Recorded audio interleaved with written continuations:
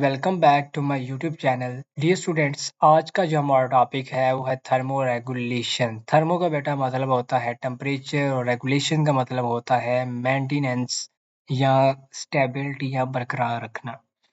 तो बेटा जानवर जो होते हैं वो एक नैरो रेंज पर अपने इंटरनल बॉडी टेम्परेचर को मेंटेन रखते हैं, चाहे बैरूनी माहौल में जितनी भी तब्दीली आ जाए। इस प्रोसेस को हम थर्मो रेगुलेशन कहते हैं। थर्मो रेगुलेशन बेटा जानवरों के लिए इंतहाई अहम प्रोसेस होता है। हम जानते हैं कि जो एंजाइम होते हैं वो अपने ऑप्टिमम टेम्परेचर पर ही प्रॉपर फंक्शन करते आपको दिखाई देंगे। लेट्स सपोज मैं कहता हूँ कि ऑप्टिमम टेम्परेचर से अगर टेम्परेचर जो है वो नीचे आ जाता है, बिलो आ जाता है, तो क्या होगा, एंजाइम सबस्ट्रेट कोलिजन जो है वो डिक्रीज हो जाएगी, जिससे मेटाबॉलिक जो एक्टिविटीज होती हैं उनका जो रेट है या रफ्तार है वो भी कम होना शुरू हो जाती है। और अगर टेम्परेचर जो है वो हद से ज्यादा बढ़ जाए तो एंजाइम क्या होगा, डी नेचर होना शुरू हो जाएगा। लेट्स सपोज मैं आपको मिसाल देता हूँ कि हमारा जो बॉडी का टेम्परेचर है वो 37 डिग्री सेंटीग्रेड है।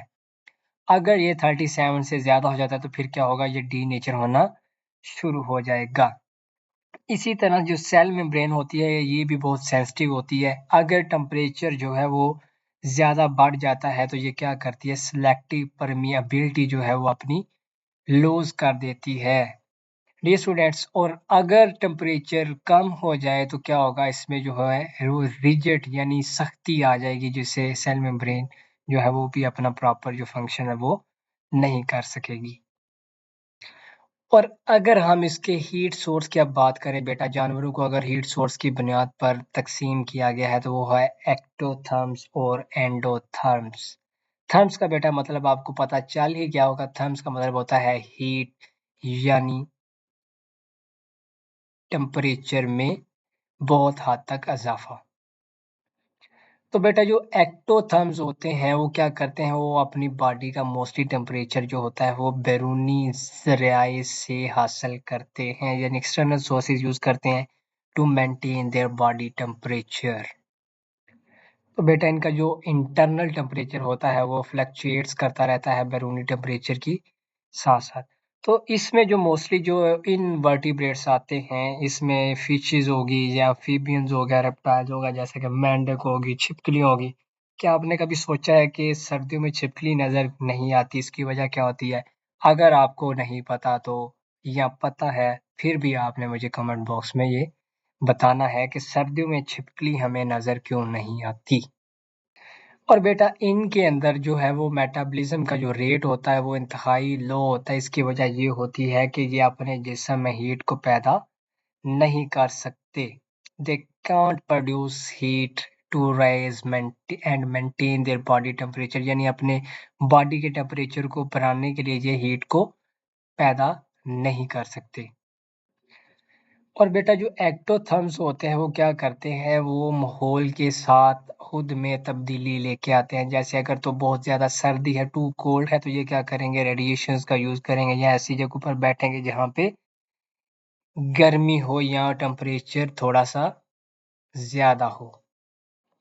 और अगर इनकी जो ऑप्टिमम रेंज होती है टेम्परेचर की, अगर उससे ज़्यादा टेम्परेचर हो जाए तो ये क्या करेंगे, ये शेडी प्लेस या सायेदार जगह पर जाएंगे जहाँ पे उनको जो बॉडी का जो टेम्परेचर है इनका वो मेंटेन रह सके। तो बेटा इसी तरह अगर तो क्लाइमेट बहुत ज़्यादा ठंडा हो गया तो ये क्या करेंगे, डोरमेंट एक ऐसी सिचुएशन होती है कि जहाँ पर जाकर जानदार जो होते हैं वो अपनी एक्टिविटीज़ को रोक देते हैं, लेकिन ये होते जिंदा हैं, इनको ये जो है कि ये डेड नहीं होते।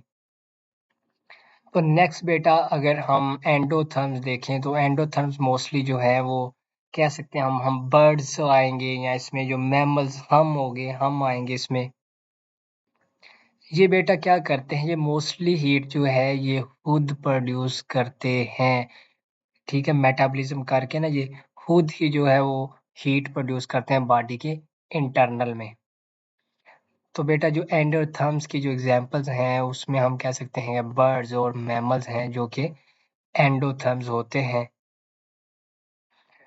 तो बेटा ये क्या करते हैं, ये अगर तो बहुत ज़्यादा ठंड हो जाए, जैसे व्हेन इट गेट्स कोल्ड, जब सर्दी की हद बढ़ जाए तो इनके क्या करते हैं, इनके जो मसल्स हैं वो कॉन्ट्रैक्शन शुरू कर देते हैं, यानी शिवरिंग इनके अंदर पैदा हो जाती है। और जो मोस्टली एंडोथर्म्स होते हैं, यानी जो ऐसे जानवर जो कि वो इंटरनल कह सकते हैं आपके इंटरनल तौर पे जो हीट प्रोड्यूस करते हैं, वो आइसोलेशन यानी इंसुलेशन करके क्या करते हैं, वो अपना जो थर्मो रेगुलेशन है वो आप उसका प्रोसेस कंप्लीट करते हैं। जैसे इनके पास हेयर्स होते हैं, फीदर्स होते हैं और फैट होती है, ठीक है? ये क्या करती है, इंसुलेशन करके इसका जो टेम्परेचर है उसको नैरो रेंज पर बरकरार रखती है। तो बेटा यूँ एक्टोथर्म्स और एंडोथर्म्स का फ़र्क आपको पता चल गया होगा। एक्टोथर्म्स जो होते हैं उनको जो बैरूनी तौर पे बैरूनी ज़राए यूज़ करके हीट प्रोड्यूस करना पड़ती है, जबकि जो एंडोथर्म्स होते हैं वो खुद ब खुद इंटरनल बॉडी के वो जो हम मेटाबॉलिक एक्टिविटीज़ करके वो हीट को प्रोड्यूस करते हैं और टेम्परेचर को बैलेंस करते हैं। उम्मीद है आपको आज का ये लेक्चर समझ आया होगा। मिलते हैं एक नए लेक्चर में।